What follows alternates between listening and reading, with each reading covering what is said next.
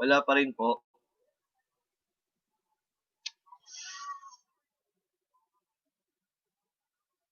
Wala pa rin po. Ayun, meron na akong audio. Wala pa rin po.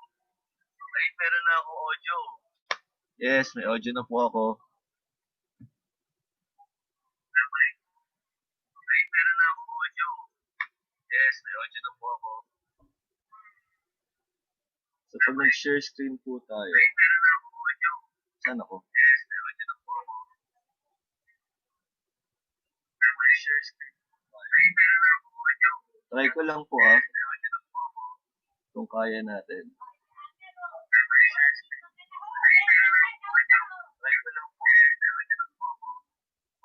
Sagot o lagot.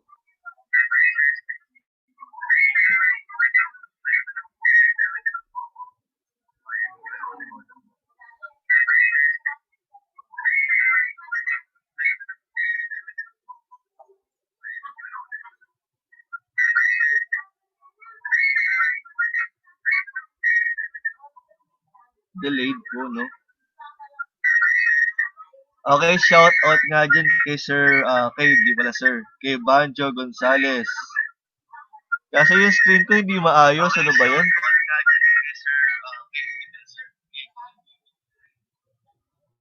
Hindi nakaayos yung screen ko, bakit ganun? Okay, math question of the day po tayo. So, matututunan din natin yung pagka lumaon. Test broadcast lang po ito, Okay, shout out ulit sa mga nanonood, sa dalawang nanonood, sa 2 milyong nanonood.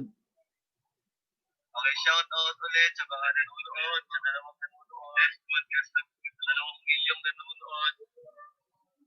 Okay, shout out ulit sa mga nanonood, sa dalawang milyong nanonood.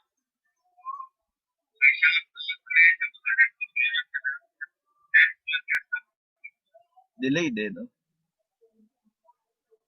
So, ito po yung ating tanong. Kung ikaw ay bagot, sa tanong ko, ikaw ay sumagot. No?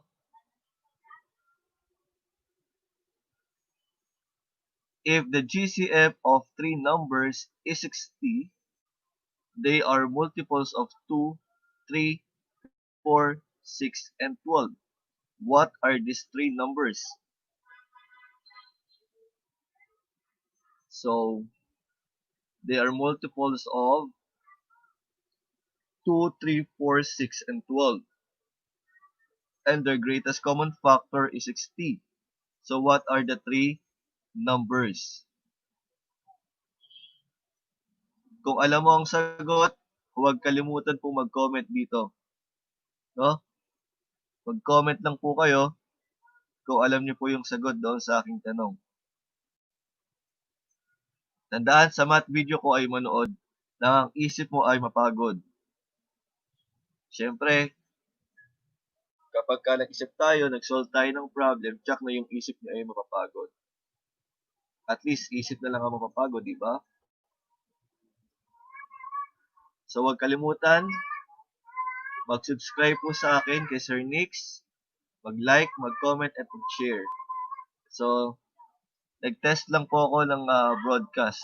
So, hindi pa po ito talaga yung pinaka-broadcast. Titingnan ko kung paano natin magagawang mas malaki yung screen kaysa sa akin. Kinain ko na yata yung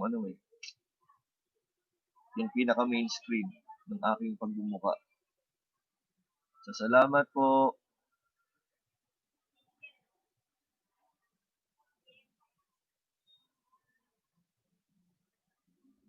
Ayun.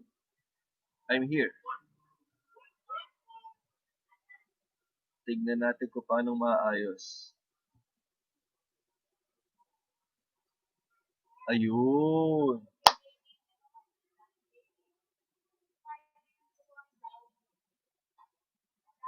Ayun pala, gan pala gagawin. Kailangan pag mas marami nilagay kong tao, mas liliit yung aking mukha. So, mas kailangan ito, mas maganda yan. So, handa na ba kayong lahat manood? Sir, wait lang po. Ha, ha, ha. Sige lang. So, wala po sanang bibitaw. Wala po sanang BBQ.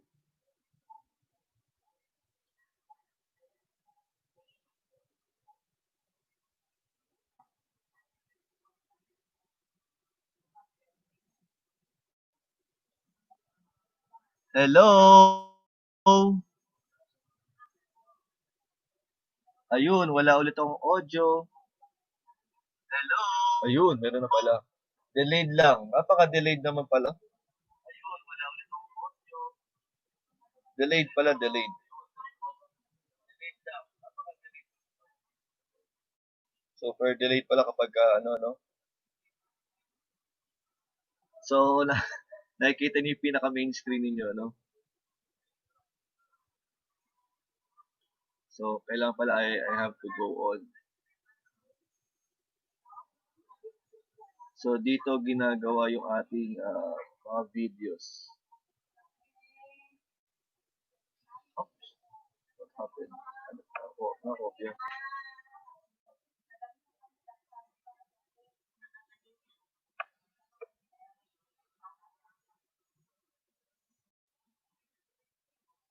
Oh, man. Shit. Nabura. Nabura ko.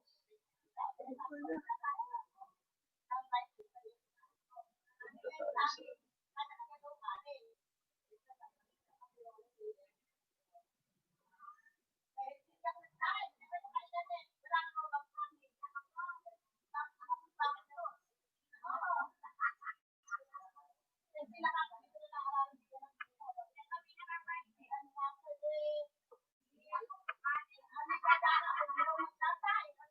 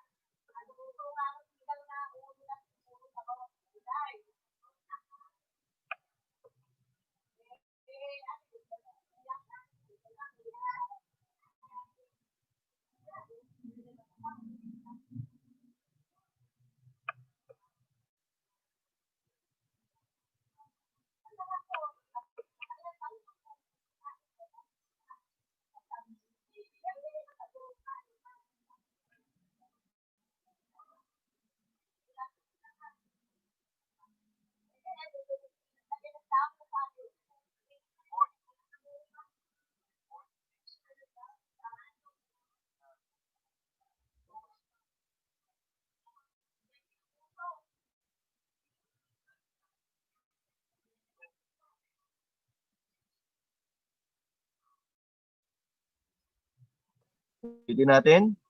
Kung ikaw ay bagot, sa tanong ko, ikaw ay sumagot. Good morning. For today's video, we will be having our math. Good morning. For today's video, we will be having our math question of the day. Tandaan, kung ikaw ay bagot, sa tanong ko, ikaw ay sumagot. Ulitin natin. Kung ikaw ay bagot, sa tanong ko, ikaw ay sumagot. Let's start. If the GCF of... Good morning. For today's video, we will be having our... Good morning. For today's video, we will be having our math question of the day. Tandaan, kung ikaw ay bagot, sa tanong ko, ikaw ay sumagot. Ulitin natin. Kung ikaw ay bagot, sa tanong ko, ikaw ay sumagot. Let's start. If the GCF of three numbers is 60, Okay, they shout are out po kay multiples Inday of Lisa 2, Simply. 3, Salamat po. 6, and 12. Actually, ako po ay What are nagtatry these lang three po numbers? dahil I'm Again, planning na ito ay if i-open the GCF of three sa aking numbers mga is 60, estudyante they are multiples of 2, ngayon darating na 3, pasukan. 4, 6, and 12. What are these three numbers? Kung alam mo ang sagot, huwag kalimutang mag-comment. Tandaan, sa math video ko ay manood nang ang isip mo ay mapagod. Again, sa math video ko ay manood nang ang isip mo ay mapagod. Salamat po, Inday Liza. Thanks for watching. Do not forget to like, comment, Hindi share, po to and LS. subscribe. Try lang po Bye! ito. Ako lang po kung gamitin ng live stream. Good morning. For today's video, we will have our math question of the day. Tandaan, kung ikaw ay bagot, sa tanong ko, ikaw ay sumagot. Ulitin natin. Kung ikaw ay bagot, sa tanong ko, ikaw ay sumagot. Let's start. If the GCF of three numbers is 60, they are multiples of 2, 3, 4, 6, and 12. What are these three numbers? Again, if the GCF of three numbers is 60, they are multiples of 2, 3, 4, 6, and 12. What are these three numbers? Kung alam mo ang sagot, huwag kalimutang mag-comment. Tandaan, sa math video ko ay manood nang ang isip mo ay mapagod. Again, sa math video ko ay manood nang ang isip mo ay mapagod. Thanks for watching. Do not forget to like, comment, share, and subscribe. Bye!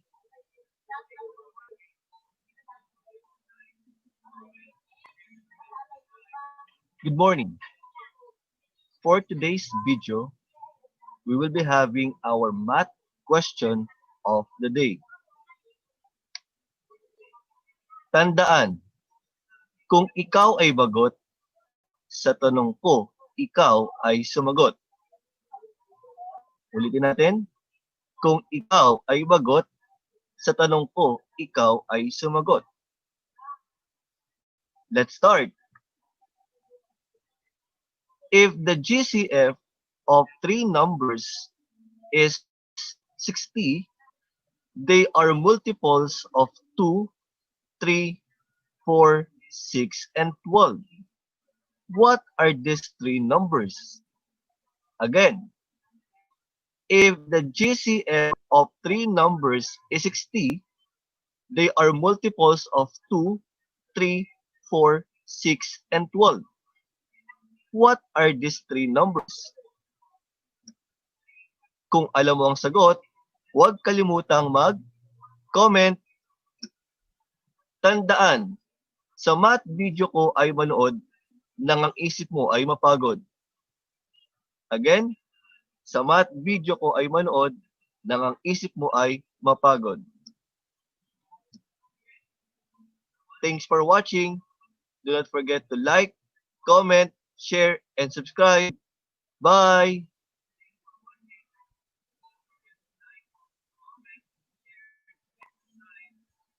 Good morning. For today's video, we will be having our math question of the day. Tandaan, kung ikaw ay bagot, sa tanong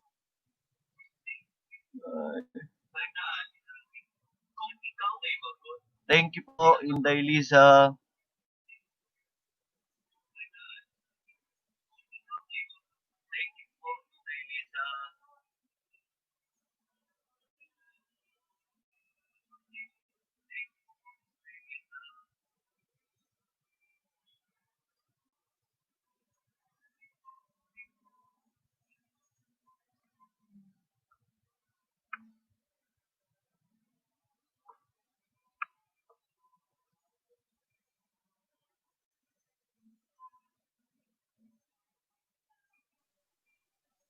Good morning. For today's video, our topic is subtracting similar fraction with regrouping.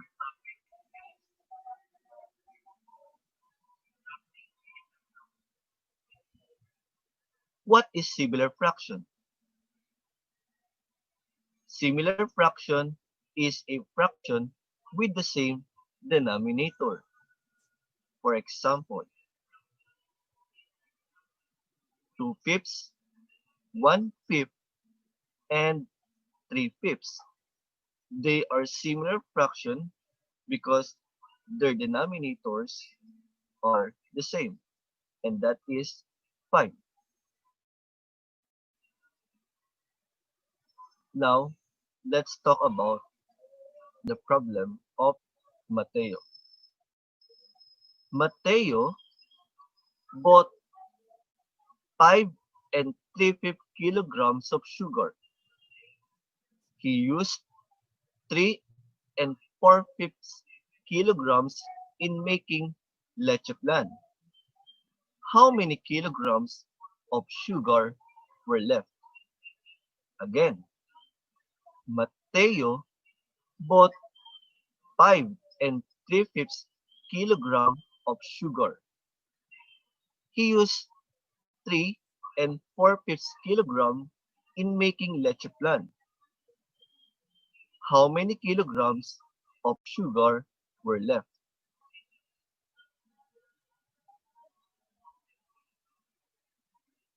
First question. Who bought sugar? Yes, you are correct. Mateo bought sugar. But how many kilograms of sugar did he buy? Very good. He bought 5 and 3/5 kilograms. What did he make from the sugar? Excellent. He made leche flan. Now, Mateo has a problem. He wants to know the total kilograms of sugar left. Can you help Mateo in solving his problem? Yes? Oh, that's great. Let's help Mateo in solving his problem. But before that, let us first discuss and review what are the steps in subtracting similar fraction. Step 1. Subtract the whole numbers. If the given fraction is a mixed number. Step number 2. Subtract the numerator. If the numerator in the minuend is smaller than the numerator from the subtrahend, borrow 1 from the whole number. Step number 3. Copy the denominator. And step number 4.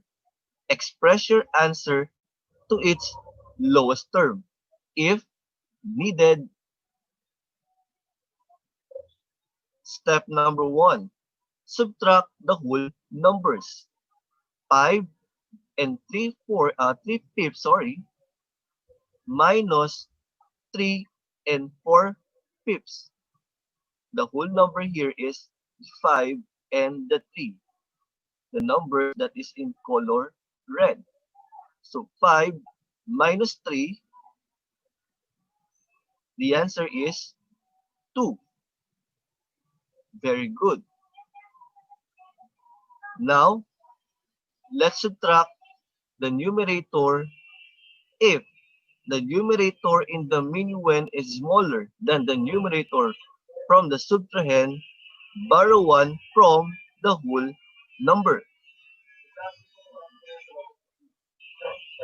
Now, Let's identify first which is the minuend and the subtrahend. So in this case, our minuend is the numerator number 3. And our subtrahend is the numerator 4. 3 minus 4, oops, cannot be. So we need to borrow 1 from the whole number. And what is the whole number? That is the answer that we get when you subtract the whole numbers in step number 1. And that is 2.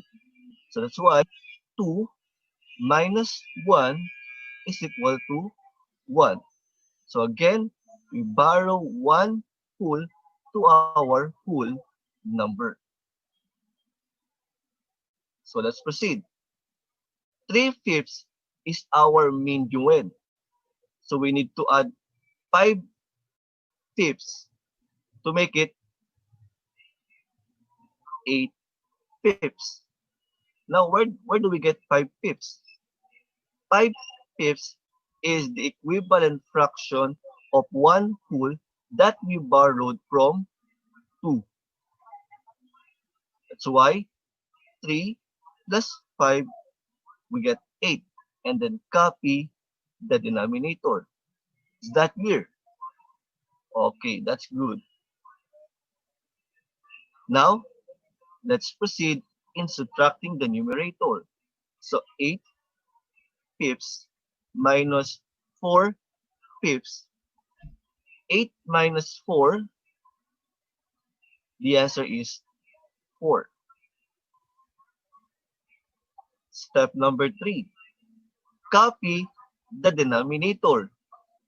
And because 8/5 and 4/5 are similar fraction, it means they have the same denominator. And their denominator is 5. So we get 1 and 4/5. So 5 is our common denominator. For step number 4, express your answer to its lowest term. Since that our fraction is 4/5 and they are consecutive number, so it means that 4/5 is already in lowest term. So the final answer here is 1 and 4/5 kilograms of sugar. So that's the answer for Mateo's problem.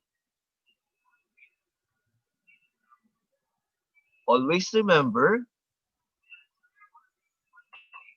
similar fraction is a fraction with the same denominator. And the steps in subtracting similar fractions are: first, subtract the whole numbers. Number 2, subtract the numerator. If the numerator in the minuend is smaller than the numerator from the subtrahend, borrow 1 from the whole number. Step number 3, copy the denominator. And step number 4, express your answer to its lowest term. Thanks for watching. Do not forget to like, comment, share, and subscribe. Bye!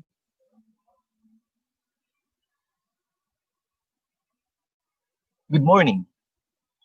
For today's video, our topic is adding the similar fraction without regrouping, part 2. But before that, let us check first our activity in part 1. Find the sum of 1/3 plus 1/5. And the answer is 8 fifteenths. If you got 8 fifteenths, then congratulations. Number 2, find the sum of 7 twelfths plus 1 fourth. And the answer is 5 sixths. If you got 5 sixths, then congratulations. Number 3, find the sum. 1 third plus 2 sixths. The answer is 2 third. If you got 2 third, then congratulations. Now, what is the similar fraction? The similar fraction is a fraction with different denominator. Again, what is the similar fraction? The similar fraction is a fraction with different denominator. For example, 2 fifths, 1 fourth, and 3 sevenths. Their denominator is 5, 4, and 7, and they are all different. So it means that they are dissimilar fraction.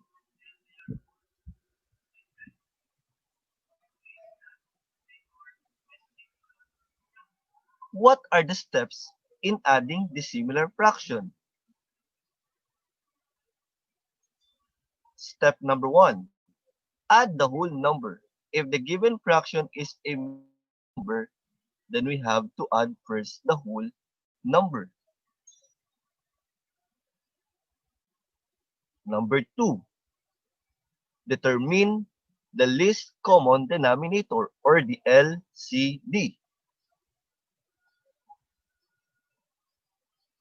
Number 3, divide the least common denominator or LCD with the previous denominator of the given fraction.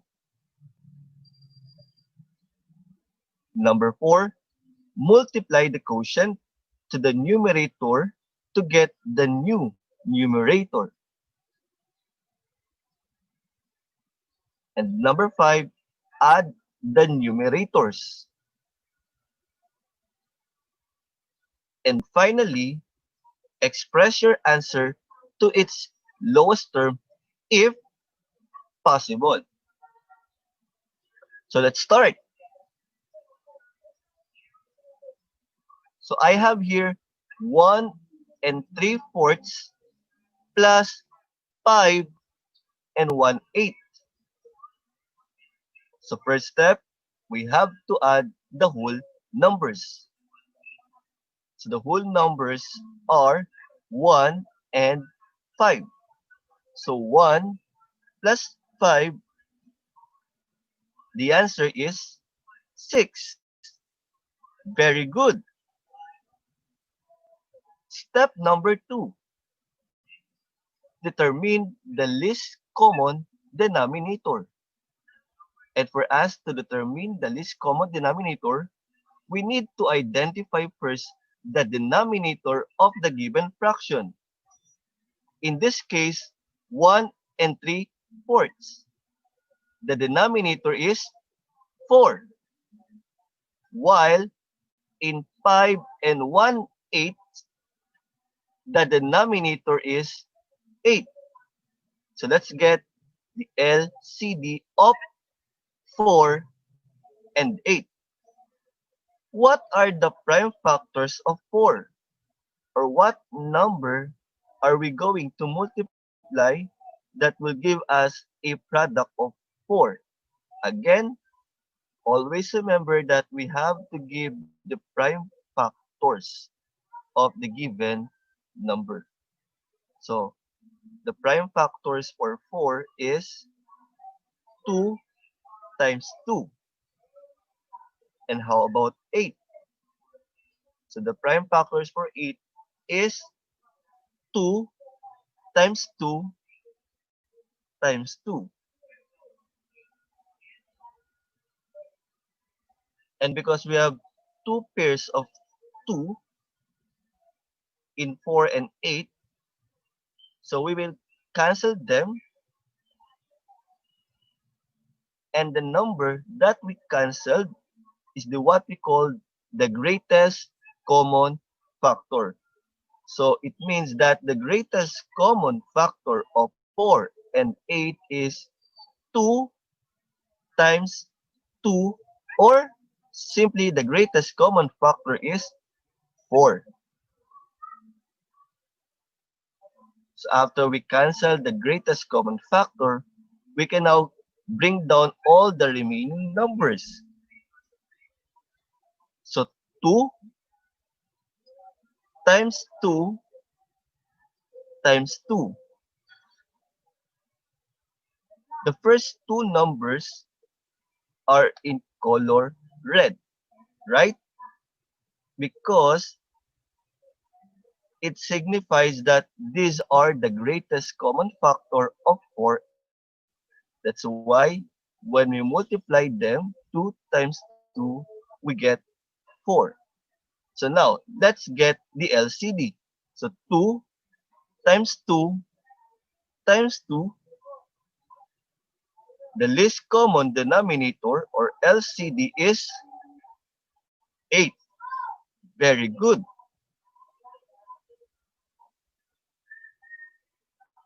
Now, we can now proceed with, of course, divide the LCD with the previous denominator.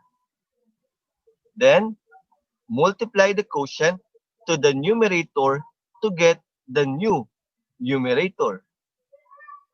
So the LCD is 8. So 8 divided by 4, the answer is 2. 2 times 3, the answer is 6.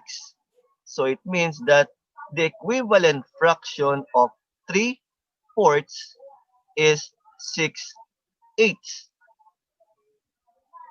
Next, 8 divided by 8, the answer is 1. 1 times 1, the answer is 1. So 1/8 is equal to 1/8. Remember that when a fraction has a numerator of 1, it means that it is already in its lowest term. So next, add the numerators. So we have 6 eighths plus 1 8.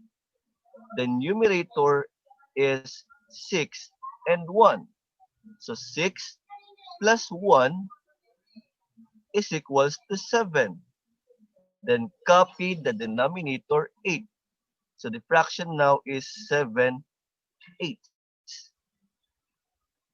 And since that the numerator and the denominator are consecutive, it means that the given fraction is in lowest term. So we do not need to get the lowest term of the fraction because it is already in the simplest form. So the final answer is 6 plus 7 eighths is equal to 6 and 7 eighths. Clear? Very good. Now, let's play. Hi, my name is Mateo. Come and let's play with me. Let's answer. Find the sum. Number 1, 4 and 2/3 plus 7 and 1/6. Again, 4 and 2/3 plus 7 and 1/6. Number 2, 1 and 1 plus 8 and 1/3. Again, 1 and 1/7 plus 8 and 1/3. Last number, 2 and 2/9 plus 9 and 3/18. Again, 2 and 2/9 plus 9 and 3/18. Always remember, the similar fraction is a fraction with different denominator. So what are the steps in adding dissimilar fraction? So first, add the whole number. Next, determine the least common denominator or LCD. Divide the LCD with the previous denominator. Multiply the quotient to the numerator to get the new numerator. Number 5, add the numerators. And finally, express your answer to its lowest term, if possible.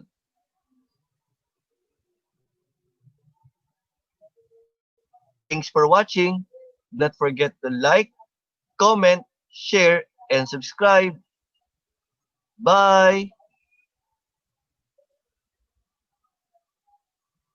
Good morning. For today's video, our topic is adding the similar fraction without doing.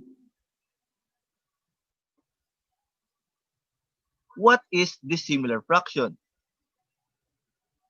The similar fraction is a fraction with different denominator. For example, 2/5, 1/4, and 3/7. They are dissimilar fraction because their denominators are not the same. In 2/5, the denominator is 5. In 1/4, the denominator is 4. And in 3/7, the denominator is 7. So they are dissimilar fraction. Now, what are the steps in adding dissimilar fraction? Step number 1, determine the least common denominator or the LCD.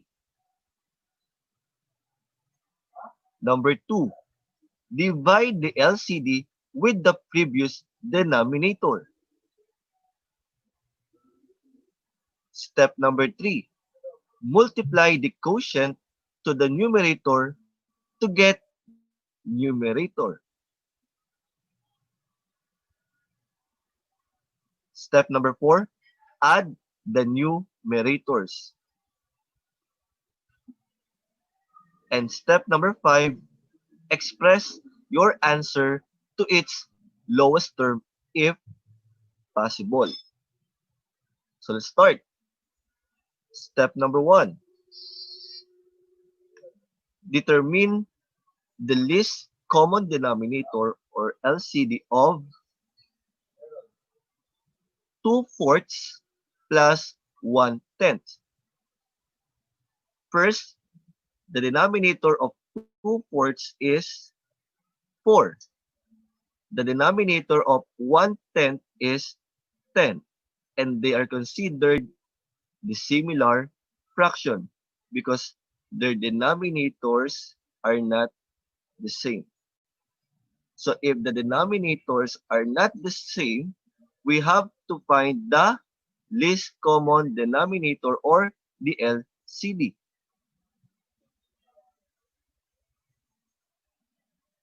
So find the LCD. So the denominators are 4 and 10. Now, what numbers do we need to multiply that will give us a product of 4? But remember, it should be prime factors. Very good. So when we multiply 2 times 2, we get 4. And 2 is a prime number. How about 10? So the prime factors of 10 is 2 times 5. 2 and 5 are prime numbers.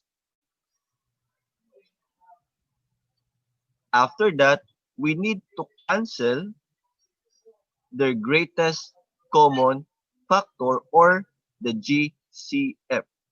And in this case, the greatest common factor of 4 and 10 is 2. Then now, add all the factors. So we have 2, which is the GCF, times 2 times 5. So 2 times 2, 4 times 5. Then the LCD now is 20. So it means that the new denominators is 20.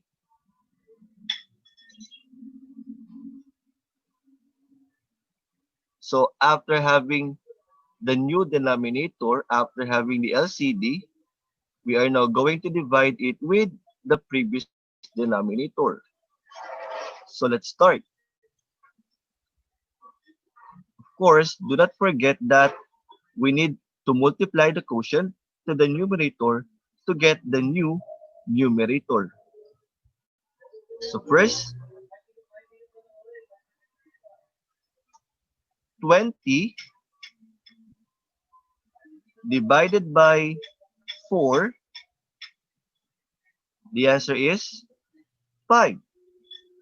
5 times 2, the answer is 10. Next, 20 divided by 10, the answer is 2. And 2 times 1, the answer is 2. So, it means that the equivalent fraction of 2/4 is 10/20ths. And 1/10, the equivalent fraction is 2/20ths. So in this case, 10/20ths plus 2/20ths are now similar fraction because their denominators is the same, and that is 20.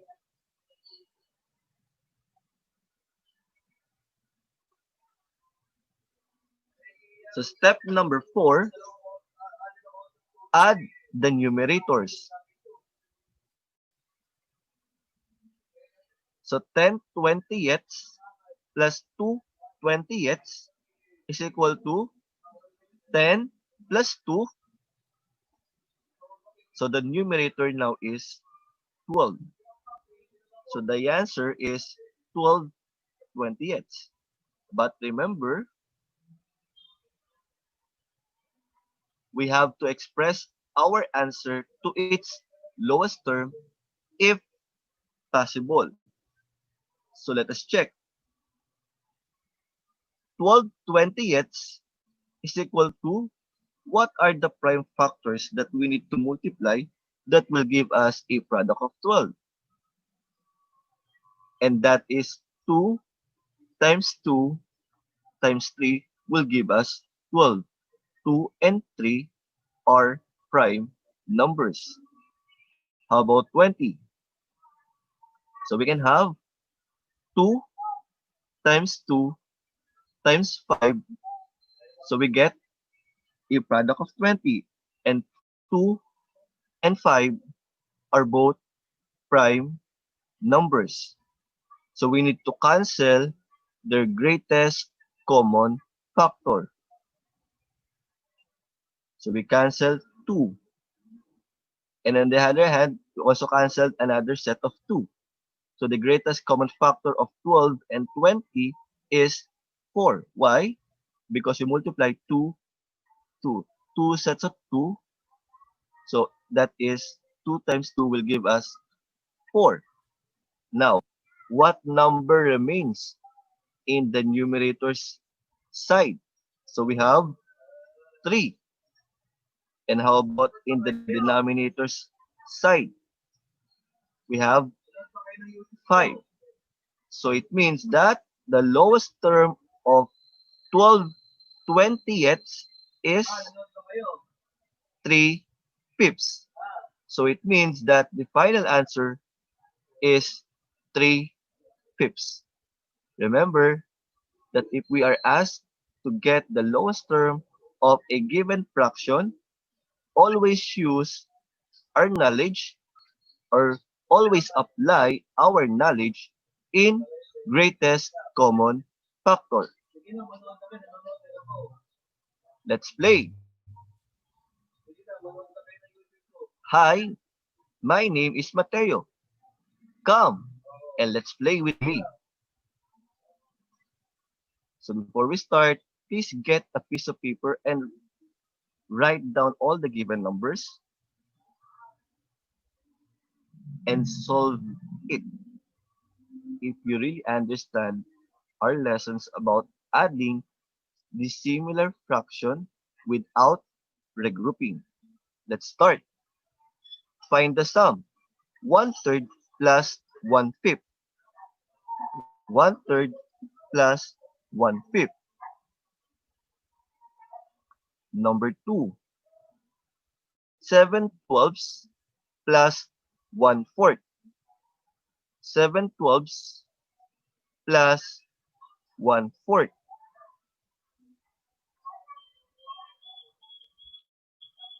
And last number, number 3. 1/3 plus 2/6. 1/3 plus 2/6.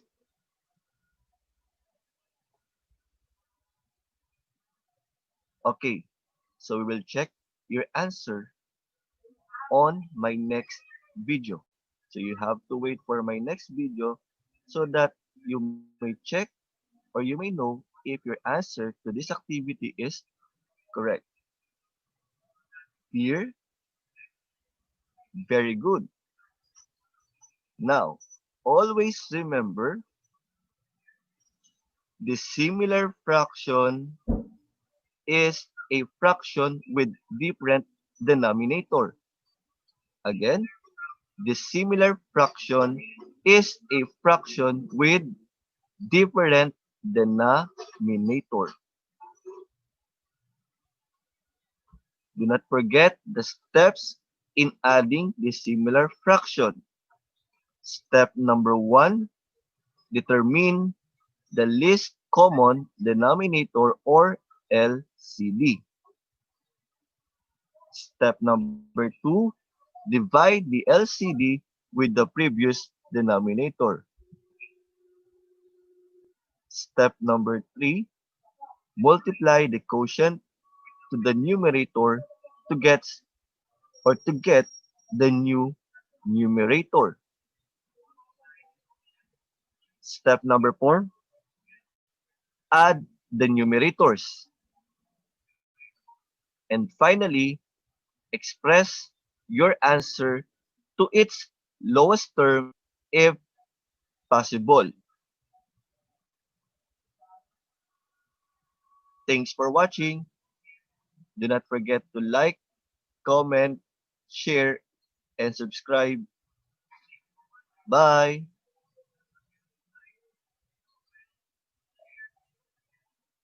Good morning. For today's video,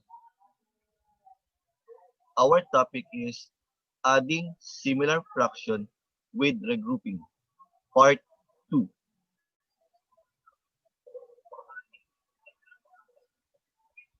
What is similar fraction?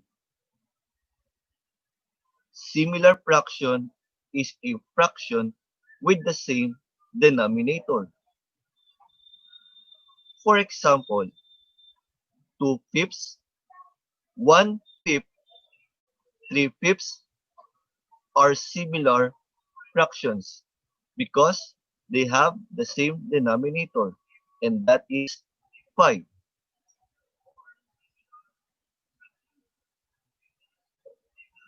Now, let's have a problem. Matthew and Matilde are preparing for their online examination. They review their lessons in math for 1 3/4 hours and 4 3/4 hours in English. How many hours do they study the two subjects? Again, Matthew and Matilde are preparing for their online examination. They review their lessons in math for 1 3/4 hours and 4 3/4 hours in English.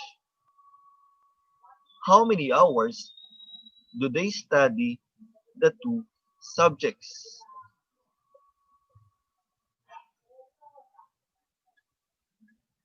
First question.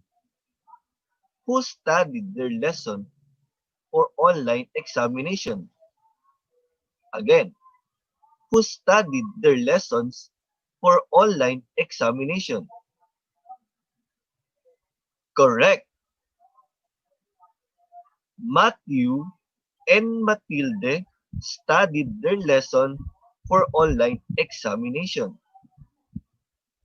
Another. What are the subjects they reviewed? What are the subjects they reviewed? Very good. They studied math and English. Now,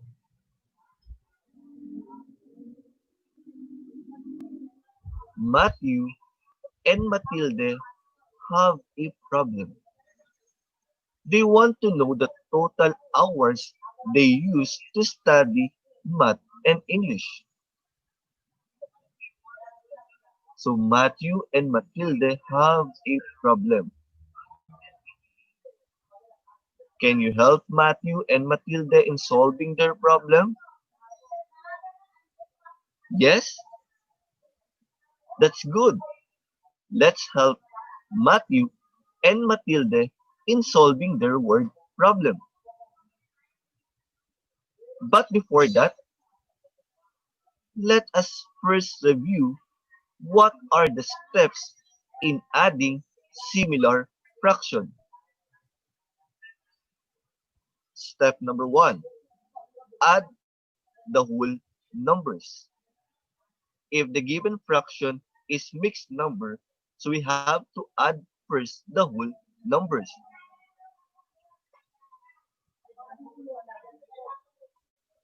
Step number 2, add the numerators. Step number 3, copy the denominator. Step number 4, if your answer is an improper fraction, change it into mixed number. And 5, express your answer to its lowest term. Again, what are the steps in adding similar fraction? First, add the whole numbers. If the given fraction is a mixed number, so we have to add the whole number first. Second, add the numerators. Third, copy the denominator. Fourth, if your answer is an improper fraction, change it into mixed number. And last, express your answer to its lowest term. Now, let's help Matthew and Matilde in their word problem. Step number 1. Add the whole number 1 and 3/4 plus 4 and 3/4. The whole numbers are 1 and 4. So 1 plus 4, the sum is 5. So again, 1 plus 4 is equal to 5. Step number 2. Add the numerators. Numerators are 3. So 3 plus 3 is equal to 6. Again, the numerators are both number 3. So 3 plus 3 is equal to 6. Third step, copy the denominator. 1 and 3/4 plus 4 and 3/4. Because 1 and 3/4 plus 4 and 3/4 are similar fractions, meaning they have the same denominator. And their denominator is 4. So we just need to copy 4. Fourth step, if your answer is an improper fraction, change it into mixed number. So after adding the numerator and copying the denominator, we find out that our fraction becomes improper fraction. So we need to change it into mixed number. So we have 6/4. So we have to divide the numerator by its denominator. So 6 divided by 4, the answer is 1. 1 times 4, the answer is 4. 6 minus 4, the answer is 2.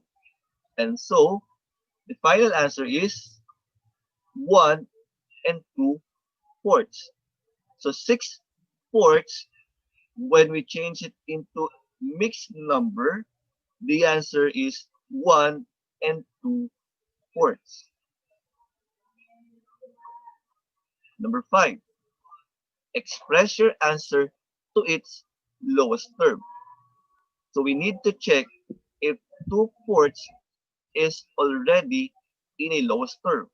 So we need to use the prime factorization method. What are the prime factors of 2? Answer, 2. How about 4? What are the prime factors of 4? Or what two numbers can we multiply that will give us a product of 4?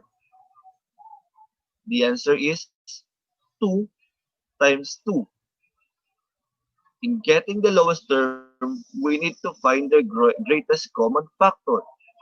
And here, their greatest common factor or GCF is 2. So we need to cancel the common prime factors. And so, the lowest term for 2/4 is 1/2. So, 5 plus 1 and 1/2 will give us 6 and 1/2. Where do we get 5? We get 5 when we add the numerators. I mean, when we add the whole number in step number 1. Again, we get 5 after we adding the whole numbers in step number 1. And 1 and 1/2, we get it after we change the improper fraction into mixed number. So 5 plus 1 and 1/2 will give us 6 and 1/2.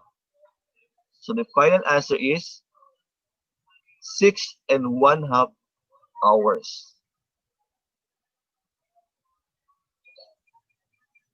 Always remember the steps in adding similar fractions are: first, add the whole number if the given fraction is a mixed number.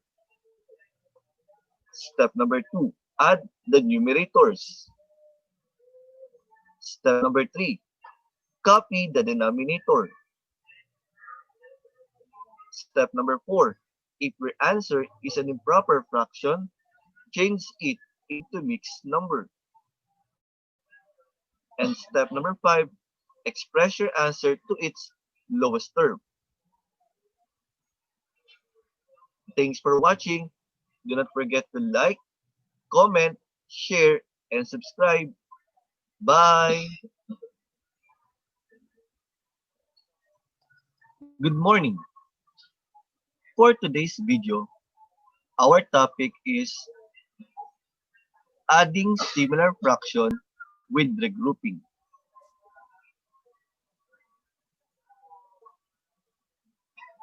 What is similar fraction? Similar fraction is a fraction with the same denominator. For example, 2/5, 1/5, and 3/5. They are similar fraction because their denominator is the same, and that is 5. Let's start.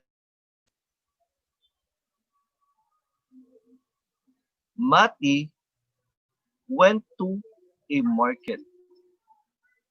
She bought 7/10 kilos of pork and 5/10 kilos of beef. How many kilos of meat did she buy? Again, Mati went to a market. She bought 7/10 kilos of pork and 5/10 kilos of beef.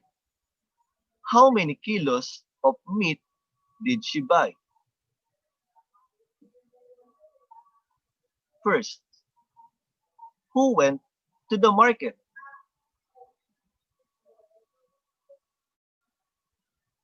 Correct. Mati went to the market.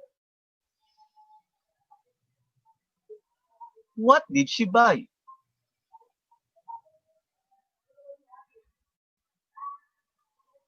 Very good. She bought 7/10 kilos of pork and 5/10 kilos of beef.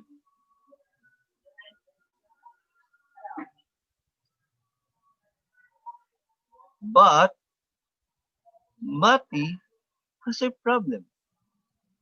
She wants to know the total kilos of meat she bought.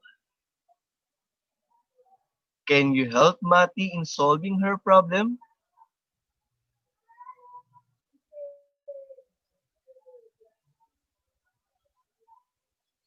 But before that, let's review first what are the steps in adding similar fraction. Step number 1, add the numerators. Number 2, copy the denominator.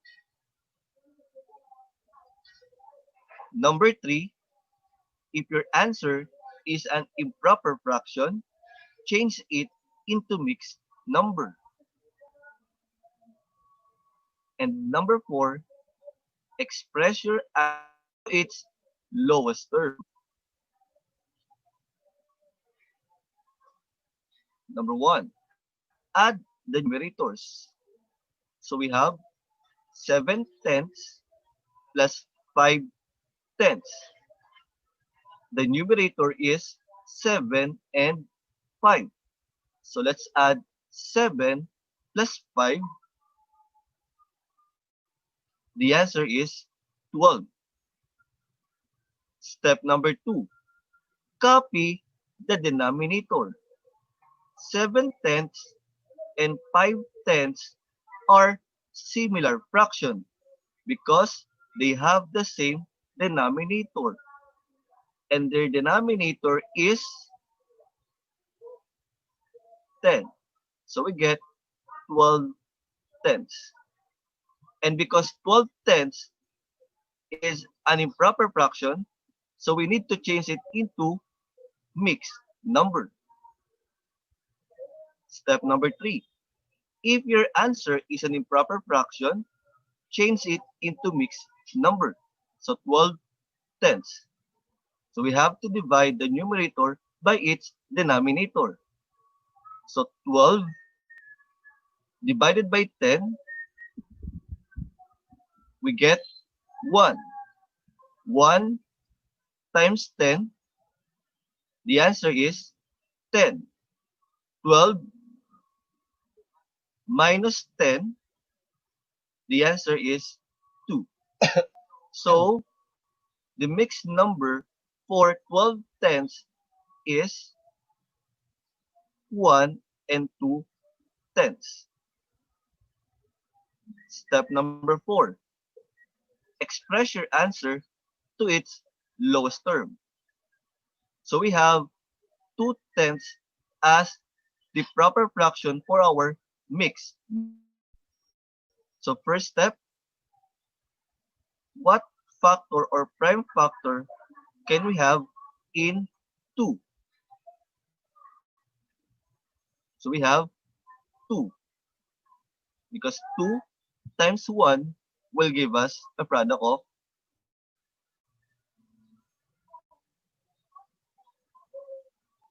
And the prime factor for 10 is 2 times 5. Now, their greatest common factor or their same common factor is 2. So it means that the lowest term for 2/10 is 1/5. So the final answer for Matty's problem is 1 and 1/5 is the total kilos of meat Matty bought. Now, let's play. Hi, my name is Mateo. Come and let's play with me. Number 1, find the sum of 4/5 plus 2/5.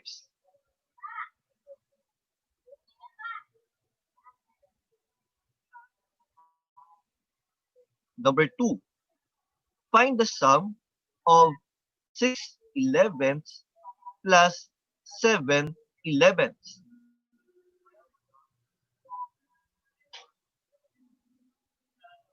Number 3, find the sum of 2/3 plus 2/3.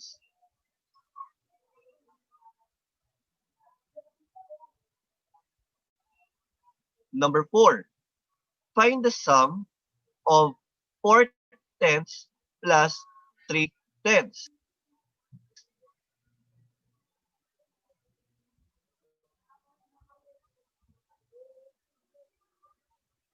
And number 5, find the sum of 9/15 plus 2/15.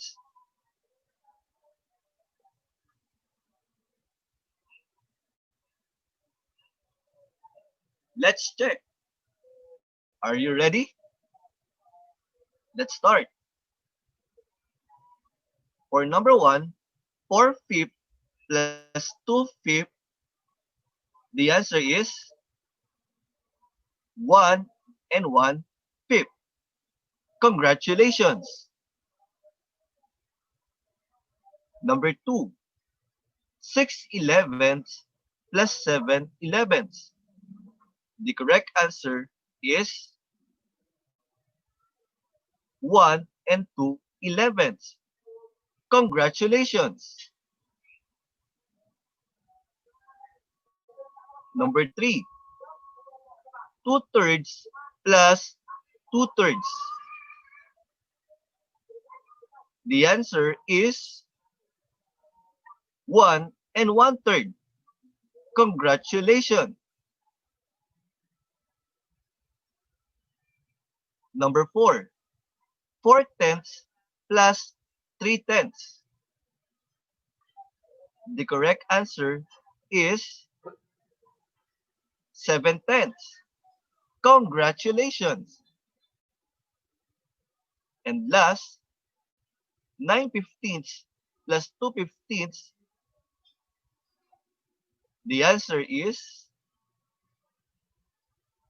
11/15. Congratulations!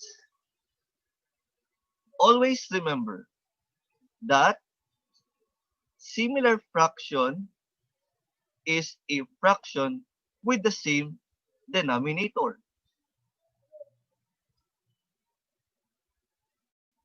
And the steps in adding similar fraction are: number 1, add the numerators. Number 2, copy the denominator.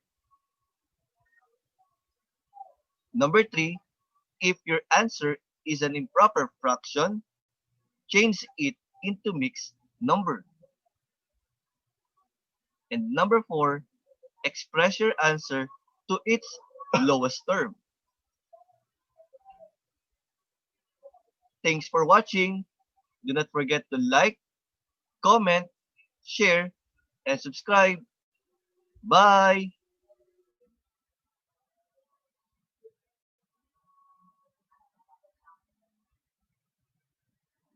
So, yun po, nag-testing lang po tayo.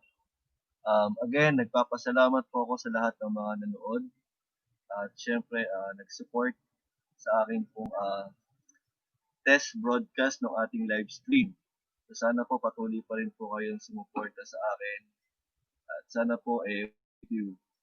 At pinapangako ko po na pagbubutihan ko po sa mga videos na i-upload ulit. And of course, itong namang video ginagawa ko sa YouTube ay in preparation din po para sa nalalapit nating new normal sa aking mga estudyante. So kaya ako nag-prepare ng mga videos na pwede nilang mapanood ng paulit-ulit kahit sila ay nasa bahay lang. And again, nagkapasalamat po ako sa 1,000 subscribers na na-reach po natin kanina. So sana po ay tuloy-tuloy lang po sa pagkapit. At alam mo, kapag nandyan po kayo mas lalakas po yung loob ko. So again, maraming salamat po sa inyong lahat, sa inyong pagsuporta, at patuloy lang po manood ng aking mga videos na ni-upload na it was really designed para sa mga bata, para sa mga anak nyo, sa mga teachers na katulad ko. And shout out ko po pala sa mga nanood ng aking video. Ayan po, shout out po kay Daily Habit, kay Maris Arcangel Vlog, kay JB Abelia, kay JG Abelia, kay Legend, kay Lazy Jack, sorry, kay Inday Liza Simply. So mamaya po, kita-kits po tayo mamaya kay Inday Liza, kay Banjo Gonzales, kay Nico Pacheco Vlogs, at kay Elizabeth Baron. So maraming salamat po sa pagtutok ninyo at sana po ay patuloy pa rin po kayong sumuporta sa akin at sa lahat po ng mga harap na maging isang YouTuber po. So yun lang po at maraming salamat po. Salamat po sa panonood and I hope kahit po papaano meron po sana akong na-share tungkol po sa mathematics. Bye!